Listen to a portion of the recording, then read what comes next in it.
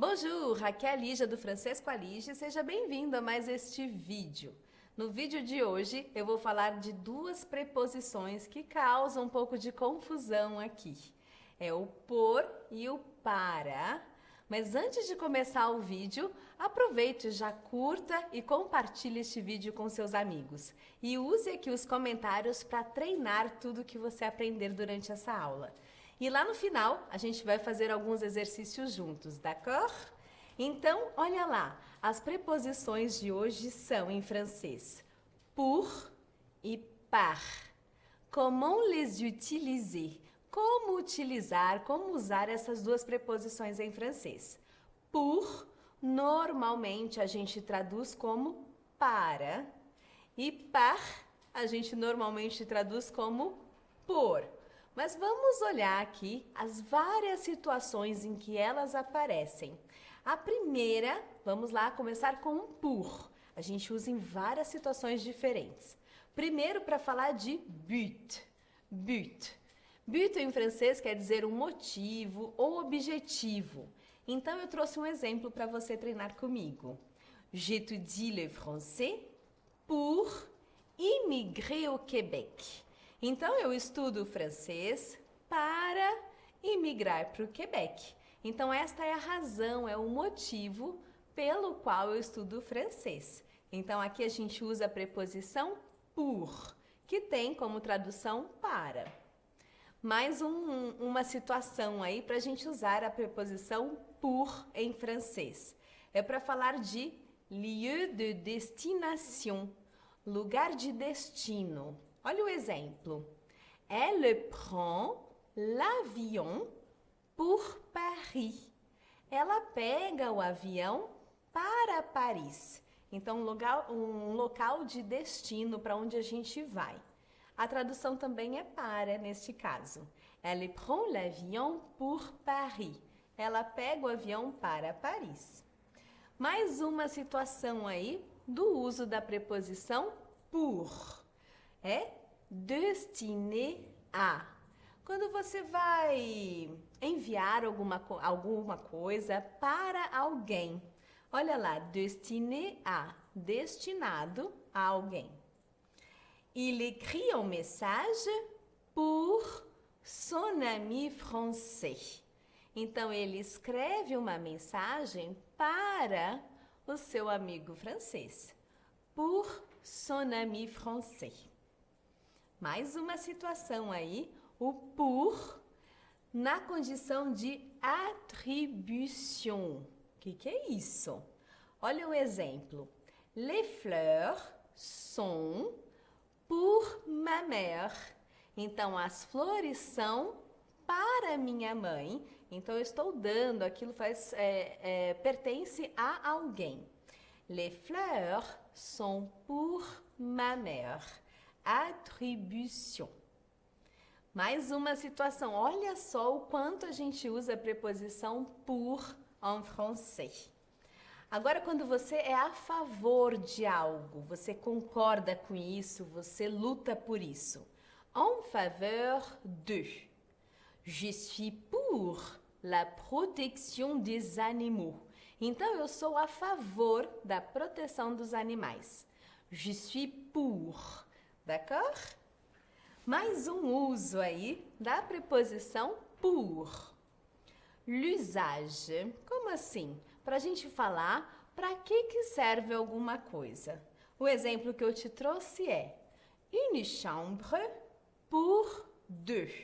Então, é um quarto para dois, para duas pessoas. Então, é o uso desse quarto é para duas pessoas. Une chambre pour deux. Eu trouxe mais um exemplo. Un passage pour adulte. Então, aqui é uma passagem, uma faixa, né? Para adultos. Un passage pour adulte.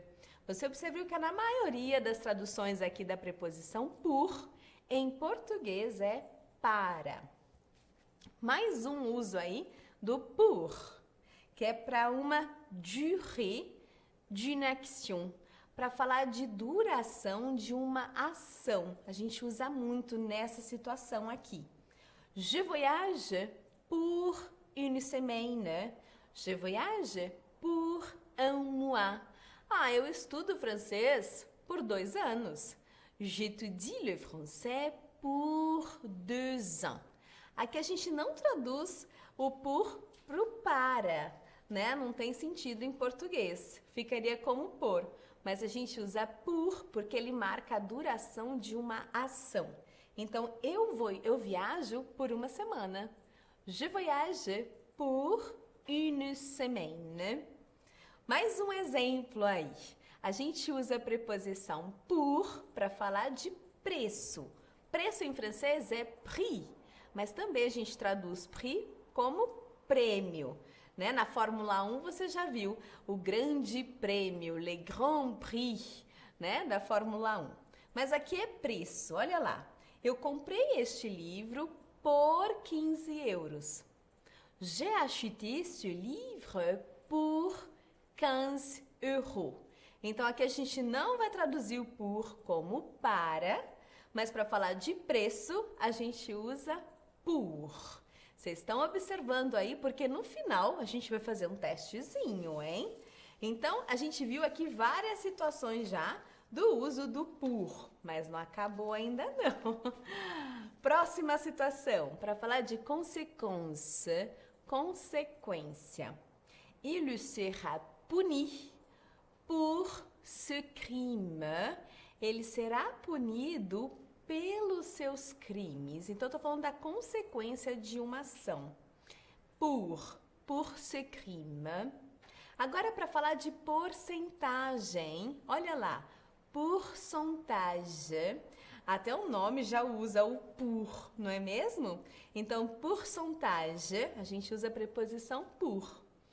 Tem um desconto de 20%. Il y a une réduction de 20%. Il y a une réduction de 20%. Então, desconto em francês, eles usam a palavrinha redução. Não deixa de ser, né? A redução de um preço. E agora, o último exemplo da preposição pour, que é em algumas expressões. Olha essa expressão aí. Para sempre. Em francês, pour toujours. Pour toujours. Então, sejamos felizes para sempre. Soyons heureux pour toujours. Então, pour toujours. Nos comentários desse vídeo, você pode criar frases já usando essas preposições nestas situações. Aproveite, participe, comente, porque assim você vai estar já treinando tudo que você está aprendendo comigo. Agora vamos então para a preposição par, que a gente traduz na maioria das vezes como por. Vamos ver se funciona. Então, par, para falar de fréquence, a frequência de alguma atividade que você faz. Il étudie le français 3 fois par semaine. Il étudie le français 3 fois par mois, par an. Então, para falar da frequência de uma atividade, a gente usa o par. Por semana, par semaine. Por mês, par mois. E por ano, par an. D'accord? Vamos lá, agora para falar de meio. Como assim? Moyen, que é meio, a gente vai usar o par. Elle achète ses billets par internet. Então, ela compra os seus bilhetes, os seus ingressos, as suas passagens pela internet. Par internet. Por e-mail, par e-mail ou par mail. Então, é o meio por onde ela faz a compra. A próxima situação é para falar de multiplication e division. A gente também usa a preposição par en français. Então, multiplique a conta, tipo a conta do supermercado aí, né? Ou do restaurante, perdão. Multiplique a conta do restaurante por 2.